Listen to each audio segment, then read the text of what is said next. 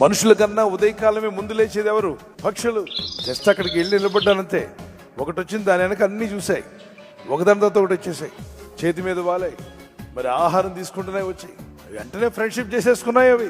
ఈయన ఎవరో కొత్త ఆయనని చెప్పి అనుకోలే, కాసేపట్లో వచ్చేసాయి. కూర్చుని, అన్నయ్య మాకేమన్నా ఇస్తావా, ఏం తీసుకొచ్చావు మా కోసం అన్నట్టుగా అవి అంత స్నేహంగా నా దగ్గరికి వస్తాయని నేను అనుకోలే. అద్భుతమైన సృష్టికర్త, ఎన్ని రంగులు పెట్టాడండి. మత్తయి సువార్త 6వ అధ్యాయంలో ప్రభు అంటాడు, ఆకాశ పక్షులను చూడుడి అన్నాడు. అవి విత్తవు, కోయవు, కొట్లలో కూర్చుకున్నవు, కానీ వాటికి ఆహారం అందిస్తున్నాడు దేవుడు.